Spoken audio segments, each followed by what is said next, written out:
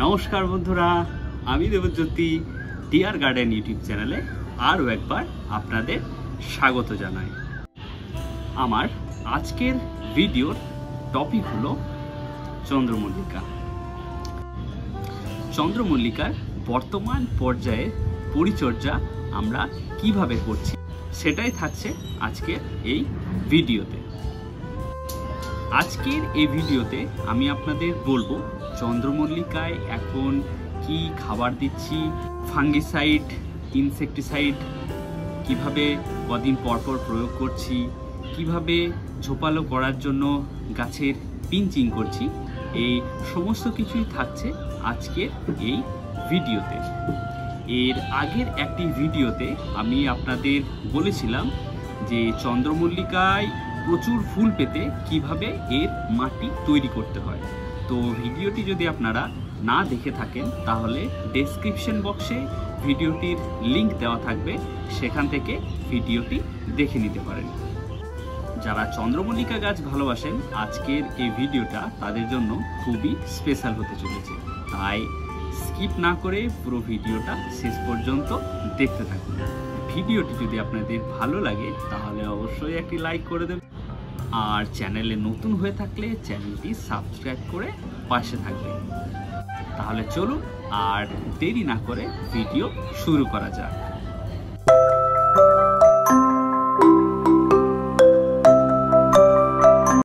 চলুন আগে আপনাদের আমার বিভিন্ন স্টেপের যে চন্দ্রমল্লিকার গাছগুলো রয়েছে সেগুলো একটু দেখিয়ে দিই, তারপর কিভাবে এর পরিচর্যা করছি এবং কি খাবার দিচ্ছি সেগুলো আস্তে আস্তে আলোচনা করব।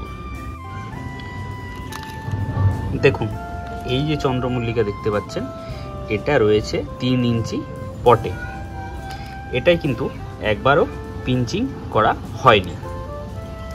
এর পরের স্টেপটা আপনাদের দেখাবো। দেখুন, এই 3 ইঞ্চির পরে যেটা রয়েছে সেটা হচ্ছে এটা হচ্ছে 6 ইঞ্চির একটি পট। এবার এই পটে রিপোর্ট করার পর এটাতে ফার্স্ট পিঞ্চিং আপনাদের করে দেখাচ্ছি। পিঞ্চিং মানে হচ্ছে এই দুটো নখের সাহায্যে ডগার পাতাটা খুঁটে দেওয়া। এই যে এই ফার্স্ট পিঞ্চিং এটা করে ফেললাম। এর পরের স্টেপ দেখুন, এটা ফার্স্ট পিঞ্চিং করলাম। ফার্স্ট পিঞ্চিং এর পর এই নতুন নতুন আবার ব্রাঞ্চ আসতে শুরু করেছে। এই যে নোটগুলো রয়েছে এই নোট, প্রত্যেকটা নোট থেকে একটা করে নতুন নতুন ব্রাঞ্চ আসতে শুরু করেছে। এর পরের স্টেপের গাছও দেখায় আপনাদের, যেগুলোর সেকেন্ড পিঞ্চিং করা হয়েছে। দেখুন, এগুলোর সেকেন্ড পিঞ্চিং করাও হয়ে গেছে। এই যে দেখুন গাছ, এই যে দেখতে পাচ্ছেন, এগুলো কিন্তু ওই 6 ইঞ্চি পটেই রয়েছে। অনেক ব্রাঞ্চ আস্তে আস্তে শুরু করেছে।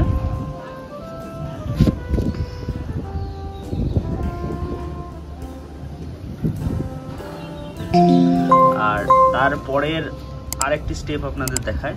দেখুন, এটি আছে আরেকটু বড় পটে, অর্থাৎ 8 ইঞ্চি সাইজের পটে। এটার অনেকগুলোই পিঞ্চিং করা হয়ে গেছে, যার ফলে অনেকগুলোই দেখুন ব্রাঞ্চ এসছে, আপনাদের দেখাচ্ছি।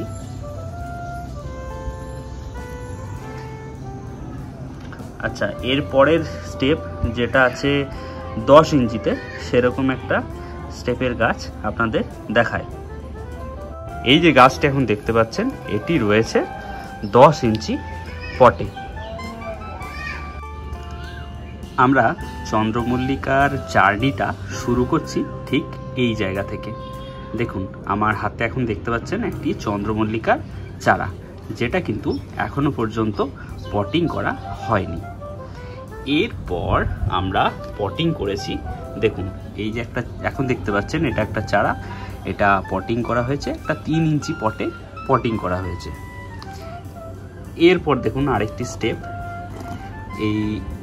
এটা দেখুন, এটা সবে মাত্র পিঞ্চিং করা হয়েছে। এটা সবে ফার্স্ট পিঞ্চিং এর করা হয়েছে। এর পরের স্টেপের গাছটি যদি আপনি দেখাই, এটা দেখুন ওই একই 5 ইঞ্চি পটেই রয়েছে, কিন্তু এটার ফার্স্ট পিঞ্চিং করা হয়ে গেছে। ফার্স্ট পিঞ্চিং করার পর এটাও হয়েছে, কিন্তু এটাতে সদ্য আজই এইমাত্র আপনাদের দেখালাম পিঞ্চিং করে। এটা এই যে দেখুন পিঞ্চিং সদ্য করা হয়েছে। আর এর পরের যে স্টেপটি দেখছেন এটিতে পিঞ্চিং কয়েকদিন আগে করা হয়েছে। পিঞ্চিং ফার্স্ট পিঞ্চিংয়ের পর নতুন ব্রাঞ্চ সদ্য আসতে শুরু করেছে। এর পরের একটি স্টেপ দেখাবো, সেটি দেখুন। এটির সেকেন্ড পিঞ্চিংও করা হয়ে গেছে। এর পরের যে স্টেপটি দেখবেন এটি দেখুন, এটি রয়েছে একটা 8 ইঞ্চি পটে।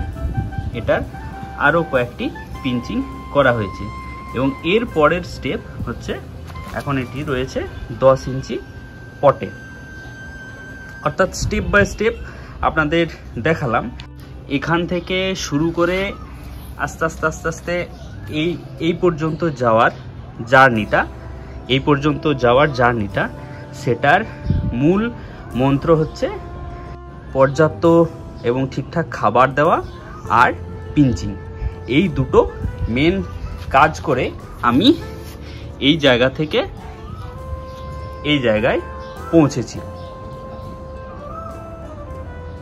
আপনাদের দেখার এবং বোঝার সুবিধার জন্য আমি বিভিন্ন পর্যায়ের গাছ একসাথে রেখে আপনাদের দেখাচ্ছি।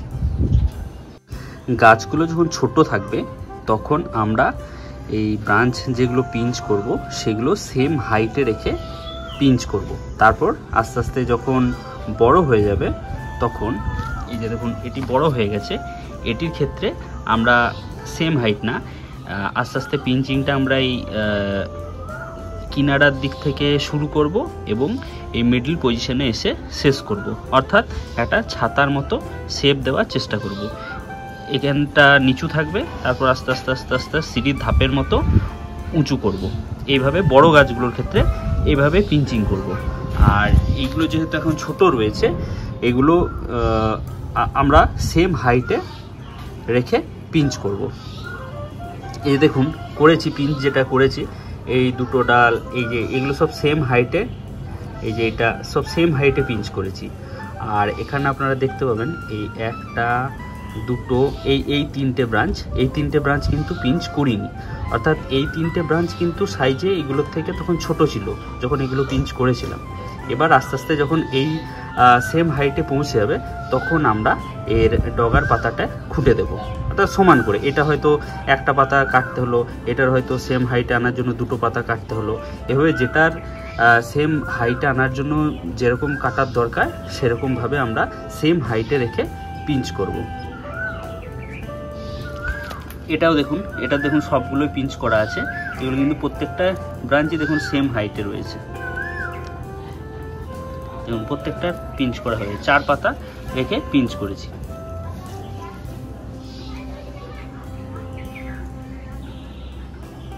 প্রথম থেকে ঠিকঠাক নিয়ম মেনে যদি পিঞ্চ করতে পারেন তাহলে আপনাদের গাছের কিন্তু খুব সুন্দর একটি শেপ, ধীরে ধীরে সুন্দর শেপ চলে আসবে।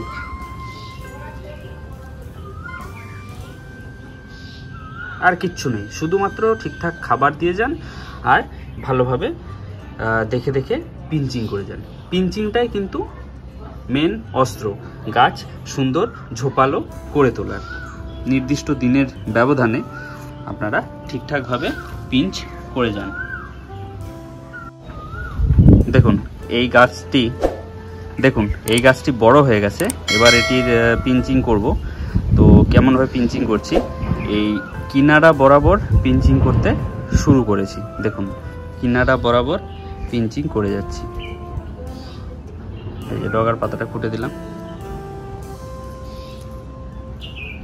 আস্তে আস্তে সিঁড়ির ধাপের মতো স্টেপ বাই স্টেপ আমরা পিঞ্চিং করে যাব, এগিয়ে যাব, নিচ থেকে উপরের দিকে এগিয়ে যাব। যেটা যেরকম কাটার প্রয়োজন পড়বে, ঠিক শেপ আনার জন্য দেখেই চোখের আন্দাজে দেখেই বুঝতে পারবেন। ঠিক শেপ আনার জন্য যেভাবে কাটতে হবে সেভাবে কেটে কেটে আমরা নিচ থেকে উপরের দিকে এগিয়ে যাব।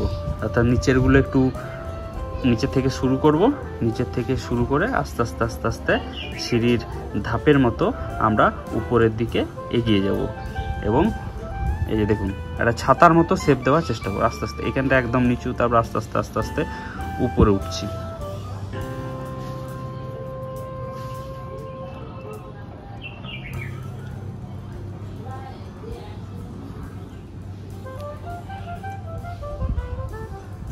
এভাবে করে করে করে করে এই পোর্শনটা দেখবেন ঠিক মিডল পজিশনটা একটু উঁচু থাকবে এইগুলোর রেশিওতে। এইভাবে ধীরে ধীরে একটা ছাতার মতো গোলাকার শেপ আমরা আমাদের গাছটিকে দেব, ঠিক চোখের আন্দাজে।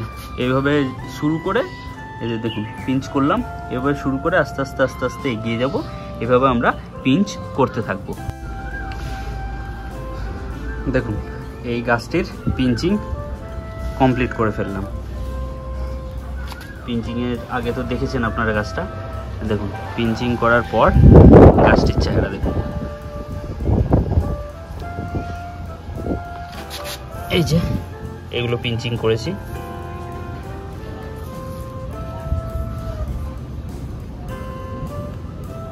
চন্দ্রমল্লিকা এখন আমরা কি খাবার প্রয়োগ করব?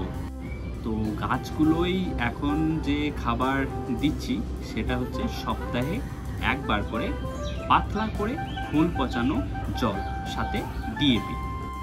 এই খোল পচানো জল কিভাবে গাছে প্রয়োগ করছি সেটি আপনাদের সাথে শেয়ার করছি। প্রথমে 100 গ্রাম খোল নিয়ে 1 লিটার জলে সেই খোলটা ভিজিয়ে দিচ্ছি 4 দিনের জন্য। এবার 3 দিন পর অর্থাৎ 4 দিনের দিন আমরা টবের মাটিতে প্রয়োগ করব। তো সেই ক্ষেত্রে আমরা তৃতীয় দিন রাত্রিবেলা 10 গ্রাম ডিএপি ওই খোল পচানো জলের সাথে মিশিয়ে দিচ্ছি।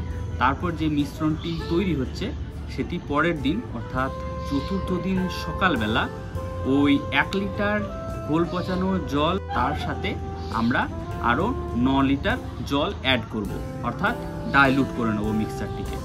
একদম পাতলা করে আমরা এই খোল পচানো জল সাথে ডিএপি আমরা টবের মাটিতে প্রয়োগ করব। আর এই খোল পচানো জল প্রয়োগ করার ক্ষেত্রে আপনারা দেখবেন টবের মাটি যেন ভেজা না থাকে। টবের মাটি একটু উপরি অংশের মোটামুটি 1 থেকে 1.5 ইঞ্চি মতো মাটি যখন শুকিয়ে যাবে সেই রকম অবস্থাতেই কিন্তু আমরা খোল পচানো জল গাছে প্রয়োগ করতে পারবো। যদি ভিজে থাকে, ভিজে অবস্থায় যদি আমরা খোল পচানো জল টবে প্রয়োগ করি তাহলে সেক্ষেত্রে ফাঙ্গাস অ্যাটাক হওয়ার একটা সম্ভাবনা থেকে থাকবে। তাই আমরা সবসময় মাটি শুকনো থাকবে সেই অবস্থায় আমরা এই খোল পচানো জল প্রয়োগ করব। আর এটি সপ্তাহে 1 দিন করে আমি আমার সমস্ত গাছে প্রয়োগ করছি। এটা হলো একটা খাবার। আর একটা খাবার এর সাথে আমি দিই, সেটি হচ্ছে এনপিকে 1261 0।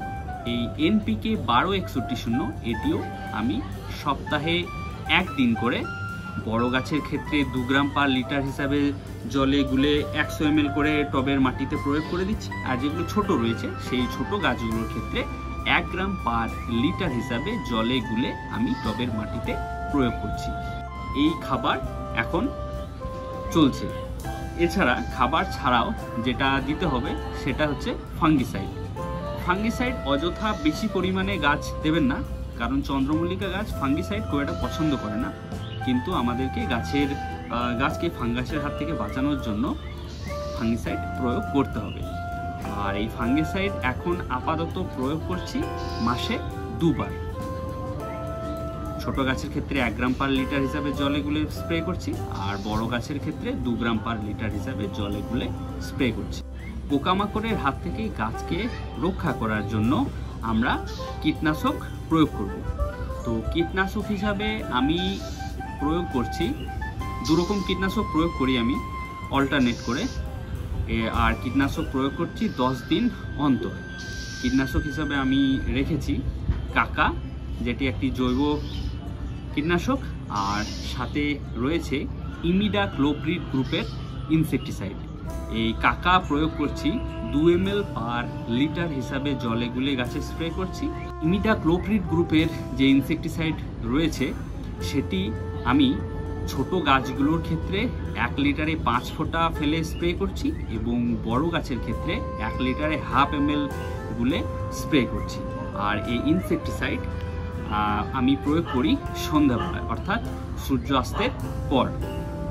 আর এই ইনসেকটিসাইডের সাথে যে পরিমাণ বললাম সেভাবে তো মেশালেন, সাথে স্টিকার হিসাবে যাতে গাছের মধ্যে অনেক দিন পর্যন্ত ইনসেকটিসাইডটা কার্যকরী থাকে, অর্থাৎ লেগে থাকে গাছের মধ্যে, সেই জন্য স্টিকার হিসাবে আমি কয়েক ফোঁটা শ্যাম্পু এর সাথে অ্যাড করে দিই। তাহলে খাবার হলো, খাবারের পর ফাঙ্গিসাইড হলো, ফাঙ্গিসাইডের পর ইনসেকটিসাইডের কথা বললাম। আরেকটি জিনিস যেটা বলার সেটা হচ্ছে এই সময় গাছের রুটের ভালো গ্রোথের জন্য আমি হিউমিক অ্যাসিড 2 গ্রাম পার লিটার হিসাবে জলে গুলে মাসে 2 বার টবের মাটিতে প্রয়োগ করছি। তো এই ছিল আমার আজকের চন্দ্রমল্লিকার বর্তমান সময়ের পরিচর্যা সংক্রান্ত সংক্ষিপ্ত ভিডিও। আজকের মতো ভিডিওটি এখানেই শেষ করছি, আবার আপনাদের সাথে দেখা হবে পরবর্তী ভিডিওতে। সকলে খুব ভালো থাকবেন, ধন্যবাদ।